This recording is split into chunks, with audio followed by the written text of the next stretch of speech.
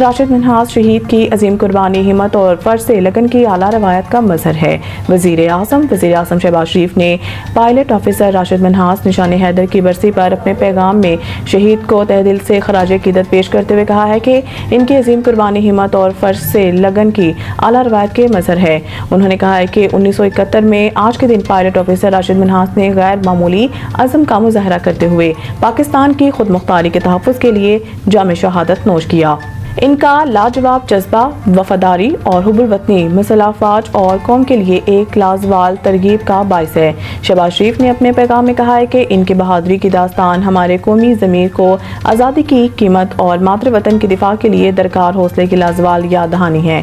पाकिस्तान की मुसलाफाज को इनकी लाजवाल मिरास को शानदार खराज तहसीन पेश करते हैं। राशिद मिन्हास का नाम कौम की तारीख में हमेशा वफादारी, हौसले और फ़ख्र की अलामत के तौर पर महफूज रहेगा।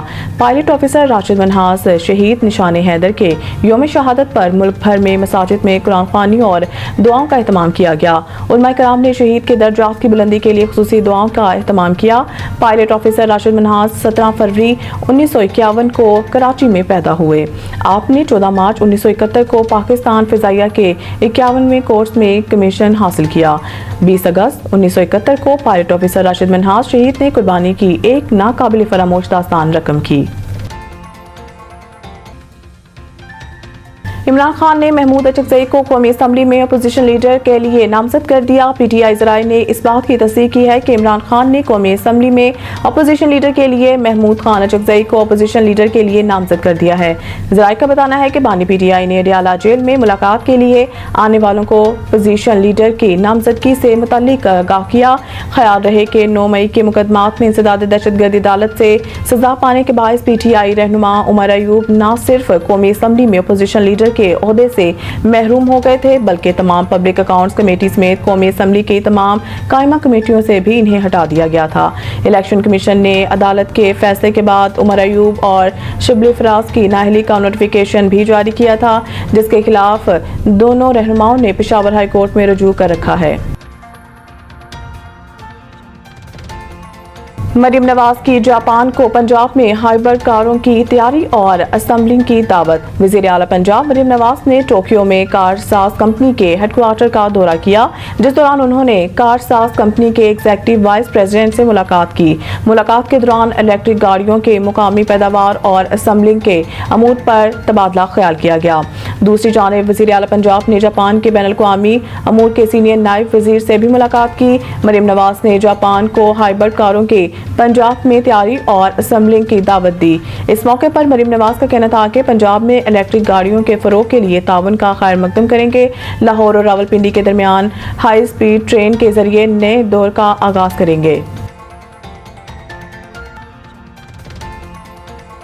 9 मई मुकदमात स्पेशल प्रोसिक्यूटर को फूड पॉइजनिंग, इमरान खान की जमानत की अपीलों पर समाअत मुलतवी। 9 मई से मुतालिक केसेस की समाअत चीफ जस्टिस याहिया अफरीदी की सरबराही में बेंच ने की, जिस दौरान इमरान खान के वकील सलमान सफदर, अलीमा खान और मावन प्रोसिक्यूटर अदालत में पेश हुए।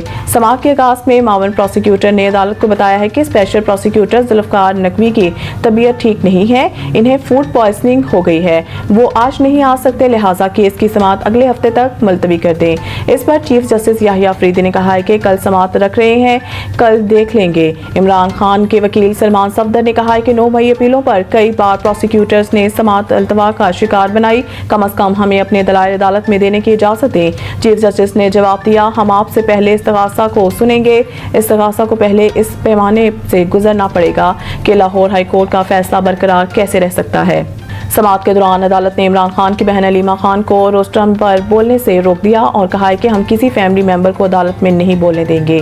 बाद सुप्रीम कोर्ट ने बानी पीटीआई की 9 मई अपीलों पर समाअत कल 10:30 बजे तक मुलतवी कर दी।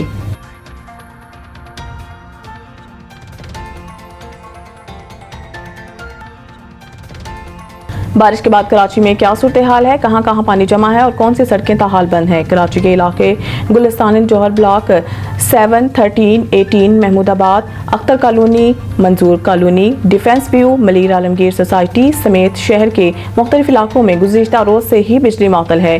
दूसरी जानिब बारिश के बायस जमा होने वाली पानी की निकासी भी अब तक मुकम्मल तौर पर नहीं की जा सकी है और कराची के इलाके टावर, II, चंडीगढ़ रोड, शारा फैसल पर FTC, PAF म्यूजियम के करीब भी बरसाती पानी जमा है, जबकि यूनिवर्सिटी रोड पर सफोरा के मकाम पर भी बारिश की निकासी ताहाल ना हो सकी।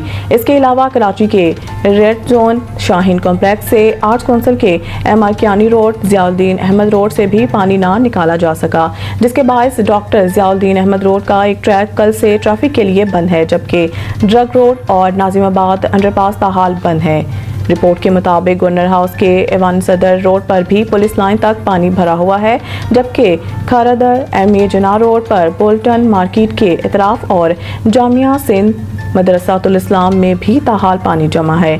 ईसा नगरी के करीब सड़क पर ताहाल घंटों घंटों बरसाती पानी जमा है।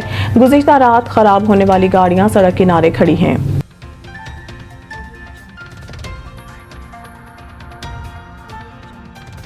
एशिया कप और ट्राई नेशन सीरीज कौमी टीम का प्री सीरीज कैंप कल से दुबई में शुरू होगा। एशिया कप 2025 और ट्राई सीरीज की तैयारी के सिलसिला में कौमी टीम का प्री सीरीज कैंप कल से दुबई में शुरू होगा। तफसीलात के मुताबिक कौमी टीम के प्लेयर्स 4 मुख्तलिफ ग्रुप्स की सूरत में आज दुबई पहुंचेंगे। प्री सीरीज कैंप 27 अगस्त तक जारी रहेगा। कैंप के दौरान 22 और 25 अगस्त को 2 इंट्रा स्क्वाड मैचेस भी खेले जाएंगे। वाज़ेह रहे कि ट्राई नेशन सीरीज का आगाज 29 अगस्त से होगा और फाइनल 7 सितंबर को खेला जाएगा, जिसके बाद 9 सितंबर से एशिया कप का आगाज होगा।